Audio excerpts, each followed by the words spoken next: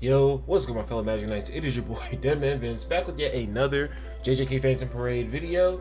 Today I want to be talking about what is on the horizon and what we should be doing now. This is crazy. We need to be saving our crystals more so than ever now. Okay, we already knew what characters are coming, but we just gotten all the stuff for the first anniversary revealed. So I just kind of want to take this video to specifically go over these characters that are coming and the characters that you still need to summon for like beforehand, because there are characters that I feel like are kind of like meta changing in a way, because a lot of the characters that they release in this game are kind of like whatever, I feel like, for the most part, but there are a few here and there that drop on special occasion that are actually worth summoning for. So we need to map out who are these characters you need to summon for. We need to map out what's going to happen in the anniversary, and we just need to think about we just need to keep in mind you need 75k cubes to hit pity for any character. So with all this in mind, we need to save more diligently than ever. I am on my main screen here because typically whenever we come into a DEADMANVINCE video, I am another level higher, which I might be another level higher from the last video, who knows. But at the end of the day, I feel like the last video I recorded, I was level 32 and I'm still level 32.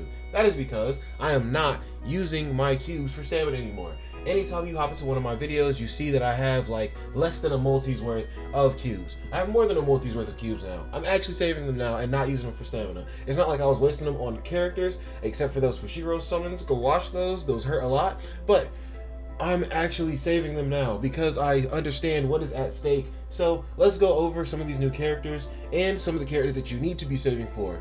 Alright guys, so we're here on the JP timeline, and we are going to be talking about more characters that you should be saving for, and the characters that I feel like you kind of need to get your hands on to progress well in the game. And I know I've done a video like this before, but now I have a more kind of like locked in idea of actually who to summon for. I know the last time I was kind of like, oh, maybe this character, definitely this character. Now I'm feeling kind of like a definite, like, oh, just go for this character and chill and just stack up your cubes in between, because I feel like if you actually wait and stack your cubes up in between, Yuta as an exception because we don't know when he's going to drop, I feel like if you wait for everything else and try to stack up accordingly, I feel like it's possible to get your hands on all these characters, if not most of these characters. So obviously who we're waiting on right now is Yuta. Like I said, that can be at any moment, and you can take this with a grain of salt, to be honest, because they've already broken the schedule for characters. Fushiguro came out early, and he was supposed to come out after all of this JJK0 stuff, but nonetheless, if we just go based off of dates here, we can see that Yuta dropped on the 15th. So if Yuta dropped on the 15th, let's see when Fushiguro dropped. Fushiguro dropped on the 28th, which is 13 days later, or including the 15th, I guess 14 days later. So 2 weeks later, Fushiguro drops. So how far in all actuality did Hollow Purple Gojo drop after Yuta? Because that's the next like major release that you want to get your hands on. So yeah, we got the Yuji right here, but you can skip over the Yuji. Like, he's cool, but there's gonna be red is kind of stacked, I'm gonna be honest with you. And the new anniversary Gojo is red as well. So red is already stacked, and they're gonna continue to throw more red characters out. So I don't know that you need to get your hands on Yuji. Plus they have that red Black Flash Nobara. I don't know what you want to do. I would summon for neither one of them, to be honest with you, because you're already gonna have the option of Yuta, Masamichi. Like, if you're thinking about a full team, Yuta, Masamichi, Nanami, who else? Red Inumaki for like stuns, Toji, like that's already 5 characters right there. So you're already trying to figure out who to take out from those guys. Now obviously you can take out the rare Inumaki or whatever, but the stun does have its utility, so who knows. But Hollow Purple Gojo is the next character that you're going to be wanting to go for, and he comes out January 29th. So that's literally an entire month after Fushiguro comes out. So that makes that a week. That makes that 2 weeks in one entire month after Yuta came out. That's a lot of time to save up crystals if you're willing to cut your losses and skip these characters, because eventually these characters will be added to the ticket banner. If you can save your tickets, this is the scheme that I'm cooking up for you guys. If you can save your tickets and save your cubes and only use your cubes on banners for characters that are absolutely essential to your progress in the game. And then you can summon for all these characters that you want with your tickets later on during the anniversary events, and you can use your cubes for the most important characters that are dropping at that point in the game. And guys, I just want to show you again why I'm telling you these specific characters, because spreading your materials amongst a lot of characters in this game is a very tedious process, but now there is a reason for it, and let's just kind of hop over to the first anniversary live stream and go over these reasons. One, they are adding a hidden potential system to the game, so now character growth is going to become even more in-depth. So it's going to take you even more time to get a character maxed out now. So you want to be very specific about the characters that you are choosing so that you're not spreading your resources too thin, because obviously some characters are going to take priority over others. You know, like I'm going to probably max out Young Gojo first. I'm going to probably max out Domain Expansion Gojo first. I'm going to max out Black Flash Yuji first, because they're going to be absolutely disgusting. Another reason why you want to consider working on saving for these specific characters is because these characters work in a sense with anybody, but if you're on a mono team, they also work just because they're a cracked unit for anybody. If they work on any team, they definitely work on a mono team, because mono teams typically have characters that will synergize the mono color scheme more often. But they're also adding in a new game mode called Cursed Spirit Extermination Battle. You can see that there are color types on each one of these fights, so that is an indication that you can only use that color type of character in that fight, or maybe the boss is that color and you need to use a color that is advantage against it. But we all know that the color advantage does not always mean that the same color is disadvantaged. Like sometimes it's like yellow is strong but blue is weak, and then sometimes it's like yellow is strong but green is weak. Like it's weird like that sometimes, I feel like. But literally guys, just think about it. If a character works well on any team, then a character will definitely work well on a mono team that synergizes that color and gives more buffs to that color specifically.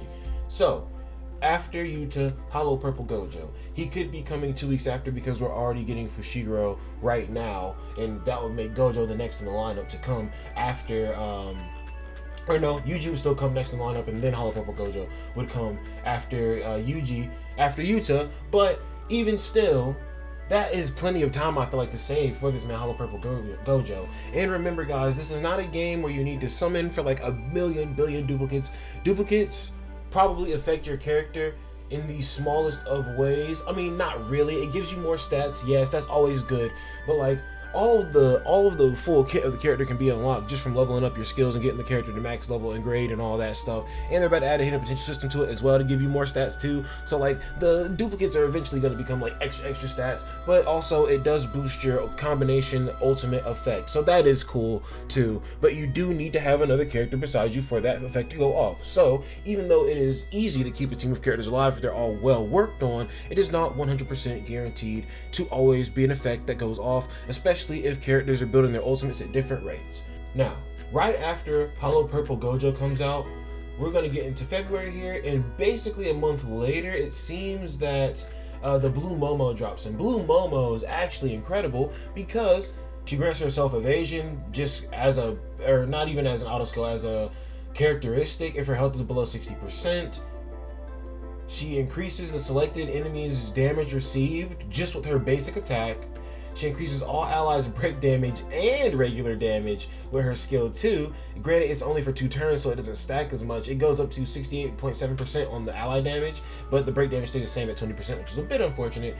And then increases all allies' crit rate by 30%, increases all allies' crit damage by 20%, and decreases all enemies' crit resistance by 30%. So she is absolutely disgusting as a buffer. She's gross as a buffer all around on any team. You know she's going to be absolutely ridiculous whenever she's paired up with a Gojo, a blue Gojo, right, on a mono team, right, for that game mode that we were just talking about. And then also her ultimate hits everybody, so it's an AoE, just a little bit of extra damage, decreases all the enemies' ultimate gauge count by 1, and has a 50% chance to stun all the enemies. If you get it to level 10, a 90.5% chance to stun all the enemies. So not too bad actually. I think this Momo is actually very good. You should definitely go for her. This is not a summonable character, but this is a free-to-play character that you can pick up, just something else to bolster your roster of characters. Another very good green character that you could use. He has the instant kill effect if you use his domain because of his, you know, the way his technique works. If he touches your soul, he can instantly kill your ass. Just very busted, very overpowered. And guys, I didn't mean to really skip over Gojo, and I'm not meaning to rush through these characters, but it's just like, I feel like with Momo, I had to kind of break down why I said she was cracked, because it's a Momo, you know? But I feel like you understand, like a Mahito and a Gojo would be like good characters. We understand this, correct? But this is a free-to-play character though, so this wouldn't even take away from your cubes. So you could, again, bolster your roster, save some cubes. This is just, you get this from the same place as the metal exchange that you would get the Hanami and the Jogo from. I guess it's kind of cool that to get the Cursed Spirits, you just have to do like raid bosses. That's pretty cool. Have they ever released Cursed Spirit as a unit? No, they haven't. They just released sorcerers as units, now that I'm thinking about it. So how would Sukuna release, I wonder? Alright guys, so after Momo drops on February 28th, or after she dropped on February 28th on the Japanese like server, right? I'm just kind of giving you relative time windows just because like these things are far apart now that we're talking about, and I don't think that they can do something as crazy as make it like 2 weeks later. That would just be ridiculous. Like Fushiguro is crazy because he was supposed to be like a month out, I feel, but like they just brought him in like a month early, I guess. That is already a little crazy, but like bringing something that's like months away up to like it being like 1 month apart, I feel like that's a little insane, and I don't think we'll see a crazy jump like that. But literally February 28th is whenever we get that crazy Momo, and after that, alright guys, so then we see here on May 21st, we get Gojo, young Gojo on the banner. So from February 28th to like May 21st, that gives you a couple months to save some more cup cubes. And I know you're going to want to summon in between, but again, just remember what is at stake here. There are some characters that control the meta, and there are some characters that you're just summoning for, and you're going to cope about it later when they're not useful to you, right? Gojo is one of the characters that are shifting the meta. So you definitely want to save for him, and you have plenty of time to save for him from Momo to him. And honestly, if you don't want to, you don't have to summon for that other Momo. Like, to be real, if you want to even save a little bit more stones, you honestly have the SR Momo, you have SR Masamichi, you have SR Nanami. You still have good buffers that you're going to get access to as you're playing throughout the game, because they're low rarity, they're easy to get. So you don't have to get that Momo, but even still, I don't think there's anything else in between that's really that worth summoning on. So I don't know about him. Okay, guys, I just looked at this Nanami, and I mean, this Nanami's okay. He's just like a basic stock standard attacker. So yeah, I don't really think he's worth like summoning for. Like, I don't want to be somebody who's just like, oh, this isn't worth it, this isn't worth it, this is worth it, and I don't actually check out the characters. So I'm gonna look at the characters. This man doesn't really seem that worth it. He's literally just like a basic attacker. You're going to literally have domain expansion for Shiguro is out already right now, so there's a possibility you have him. At the start of the game, Nobara was out already. She's a solid DPS still. Then you literally have young Gojo coming after this man. So it's just like, do you need to pick him up? I don't know. Plus, do you want to have an all DPS team, or do you want to have like a buffer on your team as well? You got Arkaito, you're definitely going to have him. So I don't know if you're going to be fitting this Nanami on your team. This Panda's okay. I mean, he seems like an improvement from the last one, but he doesn't seem crazy enough to like drop to use cubes for. I don't know about all that. This Nobara seems kind of cracked, but if you already have the first Nobara, I feel like you're still okay. And you're literally gonna have Toji, Yuta, or domain expansion Gojo to choose from as a DPS, and you definitely want to have them DPSs running with like Masamichi or Nanami. So I don't know that you're gonna fit Nobara over any of those characters. Like, she's good, she seems pretty cracked actually. I want her, but like I know what's at stake, so I'm gonna have to like hold off on that. This man kind of a mediocre DPS. Yeah, no, honestly, you get the point. I don't really think most of these characters are summoned for in between, bro. I think you should really just kind of like stick to the main picks. Anybody that's a Gojo, that Momo is just like a rare oddity. You know, Yuta, Toji, obviously all the special grade characters actually from the show, and obviously heavily packed characters. Literally just summon for those. I mean, not Maki though, not the early Makis. The early Makis aren't going to be cracked. Later on, Maki's going to be ridiculous. But guys, just understand, for the anniversary, right before it starts, they're going to drop this Yuki, this new Yuki, who's like a yellow buffer, and keep in mind, you still have the rare one. The rare one still is good.